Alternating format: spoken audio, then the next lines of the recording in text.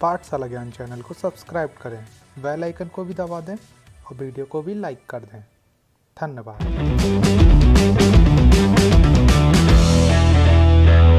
GATE 2019 set two part 2। ठीक है, तो मैकेनिकल के क्वेश्चंस हैं, लाइन बाय लाइन सॉल्व करेंगे। पहला क्वेश्चन खट से देखेंगे। पहला क्वेश्चन कह रहा है the differential equation dy by D X plus 4y बराबर 5 is valid in the domain 0x tends to 1 with y 0 बराबर 2.25। The solution of the differential equation is, है ना। अब हमें क्या है, यहाँ पर डिफरेंशियल इक्वेशन दे दी है dy over d X plus 4y बराबर 5। अब इसको हमें सॉल्व करना है, तो देखो हम कैसे करेंगे।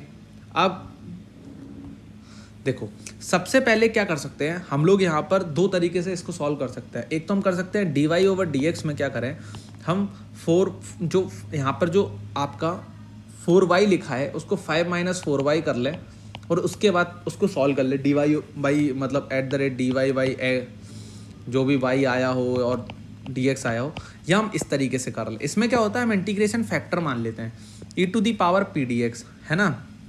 अब आपको पता है यहाँ पर जो e टू दी पावर में जो p बनता है वो ये वाला कंपोनेंट बनता है जो y का कोफिशिएंट होता है।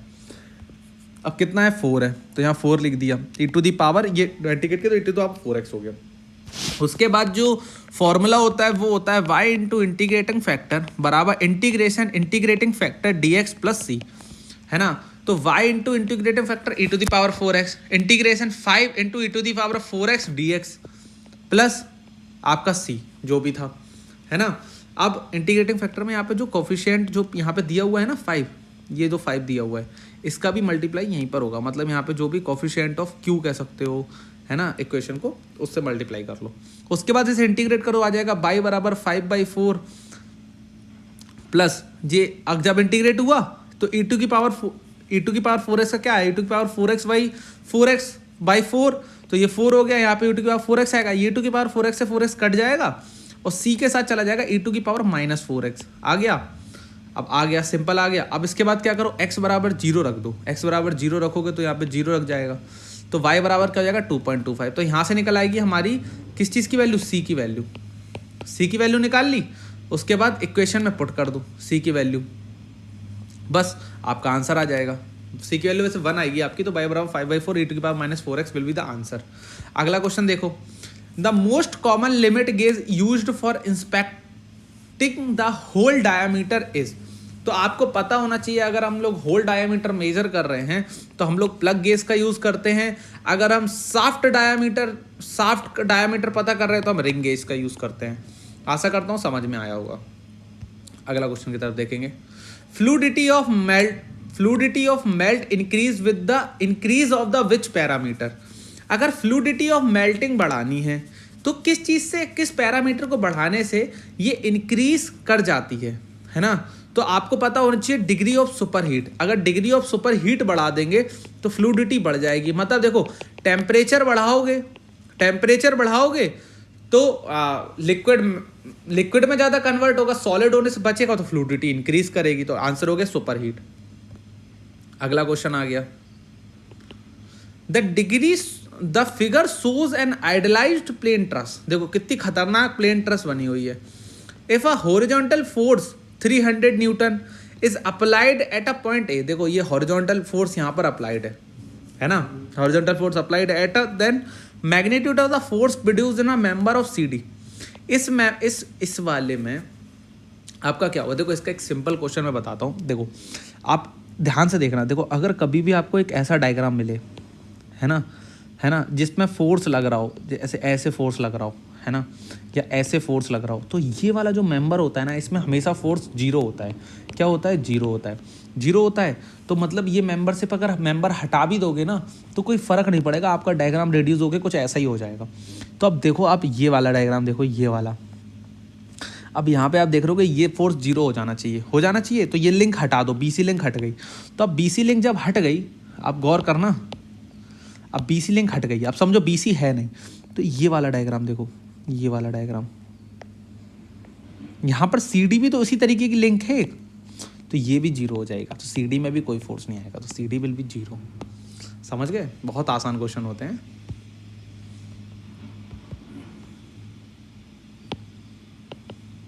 Consider an linear rectangular thin sheet of metal subjected to uniform axial tensile stress of 100 MPa along the length of direction. Assume plane stress condition in the plane normal to the thickness, Young modulus E, Poisson ratio mu, given the principal strains in the plane of sheets.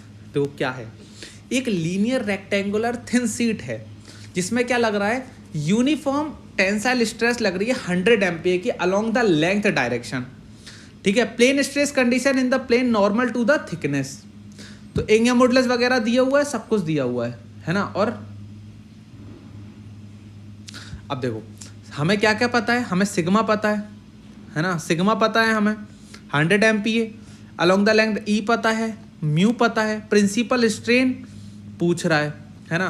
तो हमें पता है कि simple देखो principal strain अगर निकालना हो epsilon 1 तो क्या होता है, epsilon x minus time mu time epsilon y, और एप्सिलॉन 2 निकालना है तो वो होगा epsilon y minus mu time epsilon x. तो हमें पता है कि इसमें इसने एप्सिलॉन वाई दिया ही नहीं है, एप्सिलॉन वाई दिया नहीं है क्योंकि एप्सिलॉन वाई कहीं ना कहीं यही होता है सिग्मा वाई बाई ई। तो सिग्मा वाई नहीं गिवन है तो ये जीरो, तो यहाँ पर ये जीरो और यहाँ पर ये जीरो, तो एप्सिलॉन 1 कितना आ जाएगा 0.5 आ जाएगा, और एप्सिलॉन 2 कितना आ जाएगा माइनस 0.15 आ जाएगा। तो आंसर विल बी डी। ठीक है दोस्तों, आशा करता हूँ इंजॉय कर रहे होगे। Which one of the following modification of the simple ideal Rankine cycle increase the thermal efficiency and reduce the moisture content of the steam at the turbine outlet. देखो क्या बोल रहा है कि आइडियल रैंकाइन साइकिल है, हमें thermal efficiency increase करनी है और मॉइस्चर कंटेंट हमें स्टीम का, जो स्टीम में जो स्टीम आती है देखो टरबाइन के अंदर, तो वो क्या होता है जब वो एक्सपांड होना चालू होती है तो मॉइस्चर कंटेंट बढ़ने लगता है। तो हमें मॉइस्चर कंटेंट को क्या करना है, रिड्यूस करना है। तो वो सिर्फ कैसे हो सकता है, तो वो सिर्फ टरबाइन का जो देखो जो रैंकाइन साइकिल में जो टरबाइन है, रैंकाइन सर्किल में जो टरबाइन है यहाँ से जो एक्सपांड कर रही है, इसका टेम्परेचर अगर इंक्रीज कर दोगे ना तो उससे क्या होगा, आपका जो मास फ्रैक्शन है या जो आपका एक्स है वो रिड्यूस हो जाएगा। A thin vertical plate of height h infinite with perpendicular to the plane of figure is losing heat to the surrounding by natural convection. The temperature of the plate and surrounding and properties of the surrounding fluid are constant. ठीक है, the relationship between the average Nusselt number and Rayleigh number is given nu के RA की power 1/4, nu के RA की power 1/4. K is a constant. The length scale of Nusselt number and Rayleigh number are the height of the plate. Height of the plate is increased to the 16th L. और तो हमें क्या बताना, if the average heat transfer coefficient of the first plate is H1 then second place is H2, तो H1 by H2 पूछ रहा है, मतलब पहले L था L1, अब L2 को हमने क्या कर दिया 16L कर दिया। यही जो हाइट है वही हमारी लेंथ है। H1 by H2 का रेशियो पूछ रहा है, करेंगे निकालेंगे।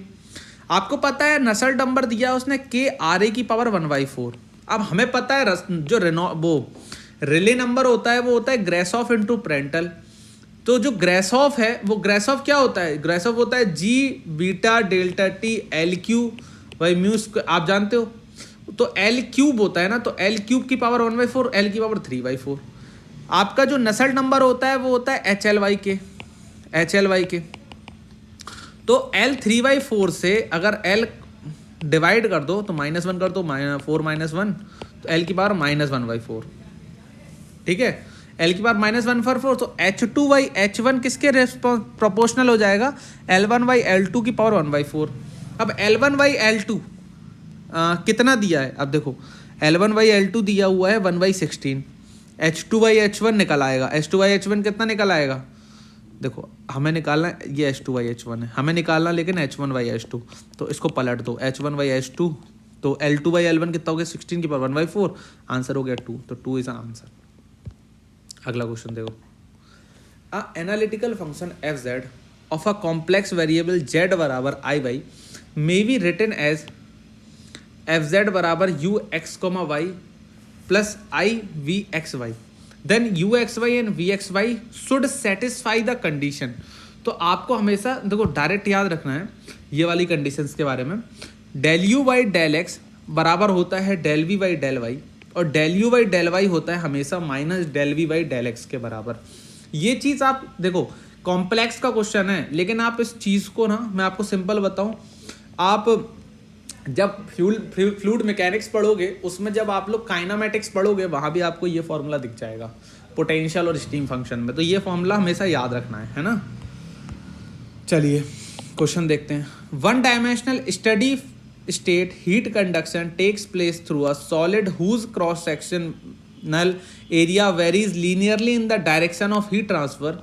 Assume there is no heat generation in a solid and thermal conductivity of the material is constant independent of temperature, then temperature distribution of solid is। देखो simple they दिया उसने, है ना, लीनियरली डायरेक्शन में हो रहा है वेरी, तो लीनियरली डायरेक्शन में देखो तो लीनियरली डायरेक्शन क्या हो गया, एरिया का लीनियरली डायरेक्शन में वेरी हो रहा है, तो ए बराबर A1x प्लस A2, है ना, क्या यही तो बोला है उसने, cross sectional area varies linearly in the direction of heat transfer. चलो A1x बाई x2 हो गया, तो आप पे पता है, अब हम इसका डिफरेंशिएशन करेंगे, ठीक है, minus k d t y over d x बराबर 0, ठीक है, टेम्परेचर डिस्ट्रीब्यूशन निकाल रहा है अब हम लोग, तो minus k d t y d x बराबर C आ गया, तो A की जगह रख दो A1x प्लस A2, अब इंटीग्रेट करो तो आ जाएगा T2 माइनस T1 बराबर माइनस सी वाई के ln AX2/B अपॉन AX11। तो किस तरीके का वेरिएशन है टेम्परेचर का, टेम्परेचर का वेरिएशन है लॉगरिथमिक, तो आंसर हो जाएगा बी। अगला क्वेश्चन देखो, the state of stress point in a component is represented by more circle of radius 100 MPa। मतलब क्या है, मोर सर्किल की रेडियस दे दी है R, ठीक है, तो R कुछ नहीं होता, करीबन करीबन टाउ मैक्स के बराबर ही होता है। सेंटर्ड एट 200 MPa, तो सेंटर क्या है 200 इंटू 0, 200,0 है। The normal stress on the normal stress axis on the plane passing through the same plane, normal stress is 260 MPa, तो normal stress है 260 MPa। The magnitude of shear stress at the same plane, देखो एक shear stress होती है absolute या tau max कह सकते हो, एक होती है इन प्लेन, तो हमें इन प्लेन बतानी है। तो हमें पता है, देखो हम लोग क्या करते हैं, मोहर सर्किल ऐसे फॉर्म करते हैं, हम लोग यहाँ मोहर सर्किल फॉर्म करते हैं, तो मोहर सर्किल में क्या होता है, हम लोग मोहर सर्किल में जब ऐसे लाइन बनाते हैं तो हम लोग यहाँ पर नॉर्मल स्ट्रेसेस मेजर करते हैं, जो हमें सिग्मा 1 या सिग्मा जो सिग्मा x और सिग्मा y मिला होता है, हम उसको इस तरीके से बनाते हैं, फिर उसे जोड़ते हैं। तो ये जो वैल्यू यहाँ से यहाँ तक की होती है वो सिग्मा x होती है, और यहाँ से यहाँ तक की वैल्यू सिग्मा y होती है ना, और सेंटर की वैल्यू भी हम लोग इस तरीके से ही निकालते हैं। तो इसका जो सेंटर यहाँ जो बनेगा उसकी वैल्यू सिग्मा सेंटर होता है।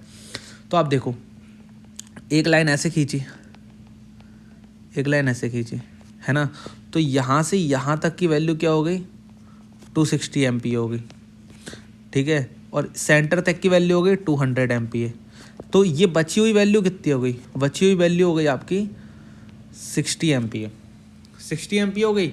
और टाउ मैक्स हमें गिवन कितना है, हमें टाउ मैक्स कितना गिवन, टाउ हमें निकालना है पहली बात तो, और टाउ मैक्स हमें गिवन कितना है, तो ये हमारा टाउ मैक्स है रेडियस, तो ये कितना है 100 MPa, तो अंडर रूट 100 का स्क्वायर माइनस 60 का स्क्वायर से ये वाली लेंथ निकल आएगी, इसको P मान लो, PA निकल आएगी, PA निकल आएगी, कितनी निकल आएगी 80 MPa, ठीक है, 80 MPa will be the answer, ठीक है। अगला क्वेश्चन देख लो, the transformation matrices of my mirroring a point in XY plane about the line y बराबर x इज गिवन बाई। देखो क्या है, ये XY लाइन है ना, इसके अराउंड में हमें इमेजिंग करनी है, मतलब यहाँ के पॉइंट को यहाँ पहुँचाना है, ठीक है। तो यहाँ पे इनके कोऑर्डिनेट्स बदल जाएंगे, तो हम किस चीज़ से मल्टीप्लाई कर दें, अगर हम 0 1 1 0 से मल्टीप्लाई कर दें तो हमारे कोऑर्डिनेट यहाँ तक पहुँच जाएंगे। तो आशा करता हूँ अभी तक का ये जो लेक्चर था ये आप लोगों को अच्छा लगा होगा। अगर अच्छा लगा है तो यार अपना लाइक शेयर सब्सक्राइब पाठशाला ज्ञान को ज़रूर दे देना, है ना, भूलना मत, बेल आइकन को दबा देना। अगर आपको कोई डाउट हो तो पाठशाला ज्ञान official@gmail.com पे मेल कर दो आप, हमें कोई भी डाउट हो। और PDF चाहिए ना तो टेलीग्राम पर आपको सारी PDF मिल जाएंगी, और हमारे बहुत सारे टीचर्स यहाँ पर जो पढ़ा रहे हैं उनके साथ जुड़ी